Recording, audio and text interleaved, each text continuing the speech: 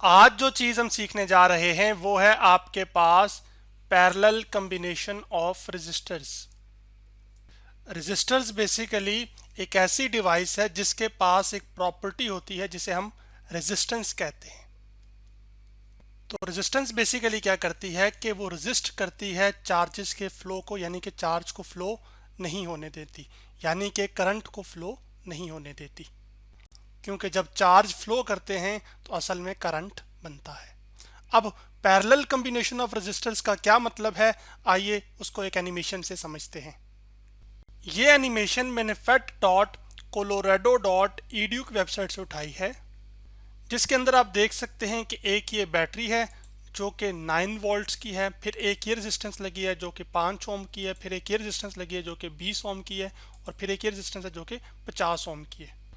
जब रेजिस्टेंसेस को हम पैरेलल में कनेक्ट करते हैं तो उसका बेसिकली मतलब ये होता है कि जो बैटरी का पॉजिटिव टर्मिनल है ना, वो हर एक एंड के साथ रेजिस्टेंस के जुड़ा हुआ है। यानी यहाँ पर ये 3 रेजिस्टेंसेस हैं, तो एक एंड इसका ये है, एक ये है और ये है, तो ये तीनों का एक एक एंड बैटरी के पॉजिटिव टर्मिनल के साथ जुड़ा हुआ है, जबकि तीनों का ये जो दूसरी साइड का एंड है वो बैटरी के नेगेटिव टर्मिनल के साथ जुड़ा हुआ है। तो ये जो रेजिस्टेंसेस अब लगी हुई हैं ये असल में पैरेलल में है। अब ये जो बैटरी है इसका ये जो बड़ा डंडा आपको नजर आ रहा है असल में ये हाई पोटेंशियल पे है, जबकि ये जो छोटा डंडा आपको नजर आ रहा है ये लो पोटेंशियल पे। हाई पोटेंशियल का मतलब है यहाँ पर पॉजिटिव चार्ज ज़्यादा है और जबकि यहाँ पर नेगेटिव चार्ज। तो जैसे ही इनको एक क्लोज पाथ मिलेगा, जैसे कि ये पाथ मिल रहा है ये वाला, इसी तरह ये आगे वाला भी और ये वाला भी, तो असल में ये क्या करेंगे कि चार्जेस फ्लो करेंगे यहाँ से यूँ, कुछ यूँ जाएंगे, कुछ यूँ जाएंगे और कुछ यूँ जाएंगे, और फ्लो बैक कर देंगे बैटरी के नेगेटिव टर्मिनल की तरफ। अब इस सारे प्रोसीजर में हो क्या रहा होगा वो ज़रा मैं इधर शो करंट करवाता हूँ तो आपको समझ आ जाएगी। जैसे आप देख रहे हैं कि बैटरी के पॉजिटिव टर्मिनल से समझ लें ये कन्वेंशनल करंट में ले रहा हूँ जो कि आपको लाल तीरों से नज़र आ रहा है, तो समझ लें कि हर लाल तीर एक चार्ज को रिप्रेजेंट कर रहा है।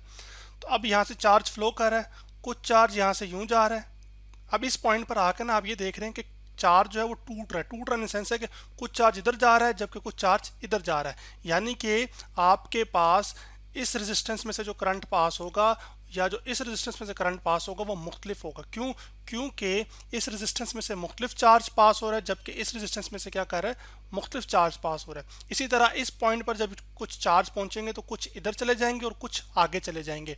तो इस रेजिस्टेंस के क्रॉस या इस रेजिस्टेंस में से भी चार्ज पास करेगा, लेकिन वो अब थोड़ा होगा।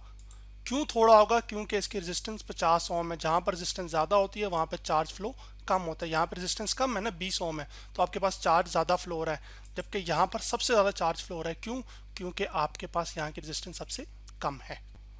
और करंट इन पॉइंट्स पर टूट क्यों रहा है, वो इस वजह से क्योंकि हर पॉइंट पर यहाँ पर चार्ज इस कुछ इधर जा रहा है और कुछ ऊपर जा रहा है, फिर यहाँ पर भी चार्ज कुछ इधर जा रहा है और इधर जा रहा है, तो चार्ज के फ्लो की वजह से करंट बनता है। इस वजह से यहाँ से मुख्तलिफ करंट पास होगा और यहाँ से मुख्तलिफ। इसका बेसिकली मतलब ये हुआ कि जो आपके पास जब रेजिस्टेंसेस पैरेलल में लगी होती हैं तो हर रेजिस्टेंस के क्रॉस जो करंट होता है वो मुख्तलिफ होता है। तो उस चीज़ को मैं आपको एम मीटर से यहाँ पर चेक भी करवा देता हूँ। जैसे कि कितने ओम की रेजिस्टेंस है, 5 ओम की ना, तो जब मैं यहाँ पर एमीटर से रीडिंग लूंगा इसकी तो आपके पास इस रेजिस्टेंस में से 1.80 एम्पेयर करंट फ्लो हो रहा है। जबकि यही जब 20 ओम की रेजिस्टेंस होगी तो इसमें से जो करंट फ्लो हो रहा होगा वो आपके पास 0.45 है। इसी तरह जब मैं तीसरी रेजिस्टेंस जो कि 50 ओम की है उसके सामने अगर एमीटर लेके जाऊंगा, यहाँ पर उसके साथ लगाऊंगा, तो आप ये देखेंगे कि करंट कितना फ्लो हो रहा है, 0.18 एम्पेयर। तो यानी कि जब रेजिस्टेंसेस सीरी पैरेलल में लगी होंगी तो आपके पास करंट हर रेजिस्टेंस में से मुख्तलिफ पास हो रहा होगा अगर रेजिस्टेंस की वैल्यू डिफरेंट होगी। तो क्या वोल्टेज के साथ क्या होगा वो ज़रा इसको मैं आपको वोल्ट मीटर से दिखाता हूँ। तो बैटरी का सबसे पहले वोल्टेज देख लेते हैं। बैटरी जो वोल्टेज दे रही है वो यहाँ से अगर मैं रीडिंग करूँ तो ये लाल तार यहाँ पर लगाई मैंने, तो ये 9 वोल्ट आ रही। अब यही तार जो है ना मैं चेंज करूँगा इनकी पोजीशंस को। अब मैं पहली रेजिस्टेंस के क्रॉस लगा रहा हूँ, तो अभी भी आप देखेंगे यहाँ पर जैसे ही मैं इधर लगाऊंगा तो कितना आ रहा है, 9 वोल्ट। इसी तरह जब मैं यहाँ पर लगाऊंगा और फिर यहाँ पर, तो ये भी कितना आ रहा है, 9 वोल्ट। जबकि तीसरी रेजिस्टेंस के क्रॉस भी लगाऊंगा तब भी कितना वोल्टेज आ रहा है, वो भी 9 वोल्ट। यानी कि जब पैरेलल कॉम्बिनेशन में रेजिस्टेंसेस लगी होती हैं तो हर रेजिस्टेंस के क्रॉस वोल्टेज क्या रहता है, सेम रहता है। अब आप हैरान हो रहे होंगे कि ये वोल्टेज सेम क्यों रह रहा है, ये पोटेंशियल डिफरेंस सेम क्यों रह रहा है। तो उसकी वजह बेसिकली ये है कि शुरू में जब आप बैटरी को यूं इसके साथ कनेक्ट करते हैं एमीटर वोल्ट मीटर के साथ जिससे वोल्टेज मेजर करते हैं, तो वो कितना पोटेंशियल डिफरेंस दे रहा है आपको? 9 वोल्ट्स ना। अब जब मैं पैरेलल कम्बिनेशन में रेजिस्टेंस लगा रहा था तो मैंने कहा था कि अगर इन दो टर्मिनल्स के बीच में भी पोटेंशियल डिफरेंस कितना 9 वोल्ट है, तो मैंने ये कहा था शुरू में कि हर रेजिस्टेंस जो है उसका एक एंड बैटरी के पॉजिटिव टर्मिनल के साथ जुड़ेगा, जबकि एक एंड बैटरी के नेगेटिव टर्मिनल के साथ जुड़ेगा। तो जो इन दो टर्मिनल्स के बीच में पोटेंशियल डिफरेंस होगा फिर वही इधर भी एग्जिस्ट कर रहा होगा। सिमिलरली यही होल्ड करेगा अगली रेजिस्टेंस के लिए भी। इस वजह से जो पोटेंशियल डिफरेंस है वो सेम रहता है, क्योंकि हर जो रेजिस्टेंस है उसका एक टर्मिनल बैटरी के पॉजिटिव एंड के साथ जुड़ा हुआ है, जबकि दूसरा जो एंड है वो बैटरी के नेगेटिव टर्मिनल के साथ जुड़ा हुआ है, जिसकी वजह से जो पोटेंशियल डिफरेंस है वो सेम रह रहा है। तो अभी जो कुछ मैंने आपको बताया दिखाया उसको मैं अब आपको एक एनिमेशन से दिखा देता हूँ और लिख के बता देता हूँ सारी चीज़ें। तो आप कंसिडर करें कि आपके पास एक ये सर्किट है जिसमें जो बैटरी वोल्टेज दे रही है वो V है, जो बैटरी के साथ पहली रेजिस्टेंस कनेक्टेड है वो R1 है और ये पैरेलल में लगी है, जो दूसरी रेजिस्टेंस है वो R2 है, जबकि जो तीसरी रेजिस्टेंस है वो आपके पास R3 है।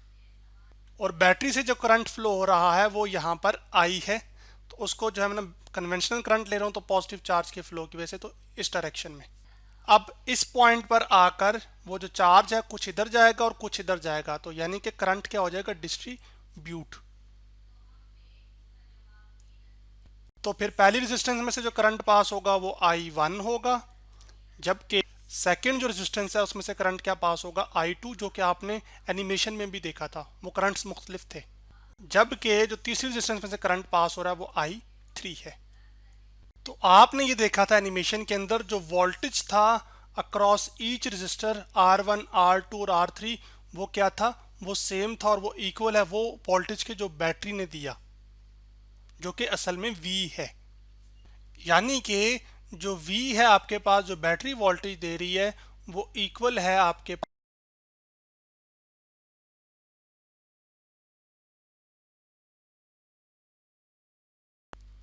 V1 के,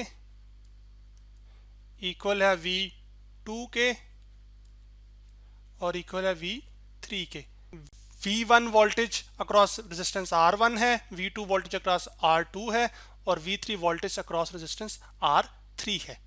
और ये सब के सब वोल्टेजेस वही हैं जो असल में बैटरी का वोल्टेज है। उसके साथ साथ आपने ये देखा था कि जो टोटल करंट है वो इक्वल है सम ऑफ ऑल करंट्स, जो कि I1, I2 और I3 है इन द वेरियस रेजिस्टेंसेस, जो कि आपके पास रेजिस्टेंसेस है R1, R2 और R3। यानी कि जो बैटरी करंट दे रही है वो I, यहाँ पर I वो इक्वल है आपके पास बेसिकली करंट जो पहली रेजिस्टेंस में से फ्लो हो रहा है I1 plus I2 plus I3। अब ओम्स लॉ के मुताबिक जो करंट फ्लो हो रहा होता है किसी भी रेजिस्टेंस में से वो डायरेक्टली प्रोपोर्शनल होता है वोल्टेज के, यानी कि current is directly proportional to voltage, यानी कि वोल्टेज के बढ़ने से जो करंट फ्लो होगा वो भी क्या होगा? वो ज्यादा। तो जितना ज्यादा वोल्टेज उतना ज्यादा करंट, जितना कम बैटरी का वोल्टेज उतना कम करंट फ्लो होगा उस रेजिस्टेंस में से जो आपने लगाई होगी। जब इस प्रोपोर्शनैलिटी को ख़त्म करते हैं आप, तो एक इक्वल टू आ जाता है, आई इज इक्वल टू, और साथ एक कांस्टेंट आता है जिसको 1/r कहते हैं, जो कि बेसिकली r जो है वो यहाँ पर रेजिस्टेंस है जो आपने लगाई होगी और v वो वोल्टेज है जो बैटरी से सप्लाई किया होगा। तो फिर I को मैं यूं भी लिख सकता हूँ इक्वल टू v, जब 1 से मल्टीप्लाई होगा तो v आ जाएगा, तो ये आ जाएगा वोल्टेज ओवर रेजिस्टेंस। अब मैं क्या करूंगा कि जो I की जगह I की जो वैल्यू है ना V/R, वो इस इक्वेशन में हर जगह पुट कर दूंगा I1, I2 और I3 की जगह। तो I मेरे पास इक्वल आ जाएगा आपके पास I जो कि बैटरी करंट दे रही है इक्वल टू पहली रेजिस्टेंस में से जो करंट फ्लो हो रहा है वो किसके इक्वल होगा? हर रेजिस्टेंस के क्रॉस वोल्टेज जो सेम है जो बैटरी दे रही है डिवाइडेड बाय पहली रेजिस्टेंस जो कि R1 थी, प्लस जो I2 है वो किसके इक्वल आ जाएगा? सेकंड रेजिस्टेंस का वोल्टेज जो कि बैटरी के वोल्टेज के इक्वल है divided by second resistance R2, plus third resistance के क्रॉस जो वोल्टेज था वो V था, डिवाइड बाय रेजिस्टेंस R3। अब आप क्या करेंगे कि राइट हैंड साइड पे आपको ये दिख रहा है कि ये जो V है वो हर एक टर्म के अंदर मौजूद है, तो V सब में से क्या आ जाएगा, कॉमन। तो I इक्वल टू आ जाएगा V bracket 1/R1 plus 1/R2 plus 1/R3। ये V इधर मल्टीप्लाई हो रहा है, उधर जाके क्या हो जाएगा, डिवाइड। तो I ओवर V आ जाएगा इक्वल टू ये सारी टर्म जो कि मैं आपके लिए लिख देता हूं। अभी जो I ओवर V है वो अगर आप देखें इक्वल टू है किसके, तमाम रेजिस्टेंसेस के रेसिप्रोकल के और उनका फिर सम। तो यानी कि जो I ओवर V है वो इक्वल होगा 1/R T, यानी total resistance. I over V की I डिवाइड बाई V की जगह 1/R क्यों लिख रहा हूँ, वो ओम्स लॉ से, जैसे कि यहाँ से नजर आ रहा है आपको, ये V का इधर मल्टीप्लाई हो रहा है। I इक्वल टू क्या था, V/R था ना। तो आप क्या करेंगे कि ये जो R इधर मल्टीप्लाई हो रहा है उधर जाके क्या हो जाएगा, डिवाइड। तो ये बन जाएगा I divide by V equal to 1/R। तो इस वजह से मैंने I ओवर V की जगह पुट कर दिया 1/R। T इस वजह से साथ लगाया कि टोटल रेजिस्टेंस को रिप्रेजेंट कर रहा है, क्यों, क्योंकि तमाम रेजिस्टेंसेस के रेसिप्रोकल के सम के इक्वल है, यानी रेसिप्रोकल का मतलब होता है 1/, की फॉर्म में। तो ये इक्वल आ जाएगी 1/RT, जो कि मैं आपके लिए लिख देता हूं। तो 1/RT आ जाएगी equal to 1/R1 plus 1/R2 plus 1/R3। ये जो RT है बेसिकली ये टोटल रेजिस्टेंस है। अब ना पैरेलल जो कॉम्बिनेशन में रेजिस्टेंस लगी होती हैं उनकी एक खास बात ये होती है कि अगर एक रेजिस्टेंस वर्क नहीं भी कर रही ना तो तब भी वो इफेक्ट नहीं करेगी उसको, पूरे सर्किट को, सर्किट के अंदर करंट फ्लो करता ही रहेगा। आइए इस चीज़ को ज़रा एनिमेशन से दिखा देता हूँ आपको। जैसा कि आप देख सकते हैं यहाँ पर मैंने 3 बल्ब लगाए हैं और वो पैरेलल में लगाए हैं। जैसे ही बैटरी लगाऊंगा तो ये तीनों बल्ब क्या हो जाएंगे, रोशन हो जाएंगे, जैसा कि आपको नज़र आ रहा है। अब अगर मैं एक बल्ब को हटा भी दूं या उसका कनेक्शन ख़त्म भी कर दूं, जैसा कि यहाँ पर मैंने इसका कनेक्शन काट दिया है, तो इसने ओवरऑल सर्किट को इफेक्ट नहीं किया। वो सारे का सारा जो करंट और वोल्टेज है वो इन दोनों रेजिस्टेंस में से फ्लो हो रहा है।